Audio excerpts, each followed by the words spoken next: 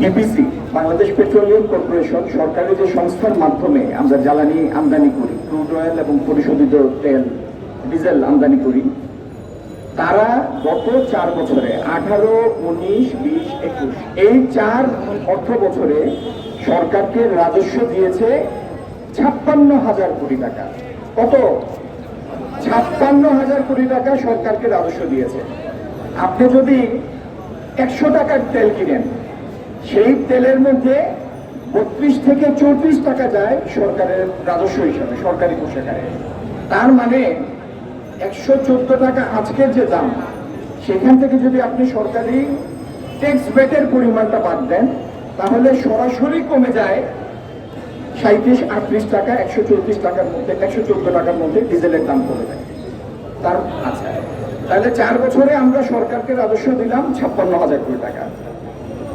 BPC petroleum corporation বিশ্ববাজারে তেলের দাম কমার পরে সরকার তেলের দাম এই দেশে বাড়িয়ে রেখেছিল এই যুক্তিতে যে বর্ধিত আয় হবে, সেই আয় দিয়ে তারা বাংলাদেশে গ্যাস ক্ষেত্র উন্নয়ন করবে, অর্থাৎ নতুন নতুন কূপ খনন করবে এবং নতুন নতুন আমাদের যে সম্ভাব্য গ্যাস মজুদ আছে সারা বাংলাদেশে 32 থেকে 42 TCF, সেই মজুদগুলি থেকে গ্যাস তোলার ব্যবস্থা করবে। এই উন্নয়নের টাকা জমানোর অজুহাতে তারা 6 বছরে কত টাকা তাদের কাছে গিয়েছে আমাদের জানেন? 48,000 টাকা। তাহলে বিপিসির কাছে গেল 48,000, সরকারের কোষাগারে গেল 56,000, হলো 1,04,000 কোটি টাকা। সরকার বলছে যে গত 3 মাসে জ্বালানি তেলের বিশ্ববাজারে অস্বাভাবিক মূল্যবৃদ্ধির কারণে বিপিসি লোকসান করেছে 8,000 কোটি টাকা। তো 8,000 কোটি টাকা লোকসান দেওয়ার পরে 48,000 টাকা থেকে 48,000 কোটি থেকে বিয়োগ দিলে কত থাকার কথা? 40,000 কোটি। আর সরকারকে রাজস্ব দিলাম আমরা গত 4 বছরে 56,000 কোটি। এই বছর যখন সারা দেশের মানুষের পকেট কাটা যাচ্ছে, মানুষ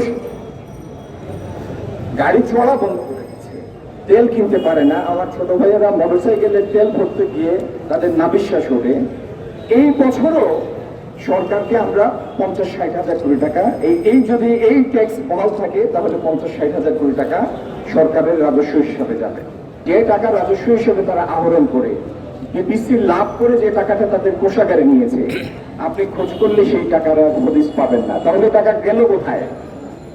এই যে ওরা বলে যে পদ্মা ব্রিজ করেছে নিজের টাকায়, এই যে এরা বালিশ তুলার পিছনে কোটি কোটি টাকা খরচ করে নিউক্লিয়ার পাওয়ার প্ল্যান্টের, এই লুটপাটের খেসারত দিতে গিয়ে বাংলাদেশের মানুষ সর্বশান্ত হচ্ছে।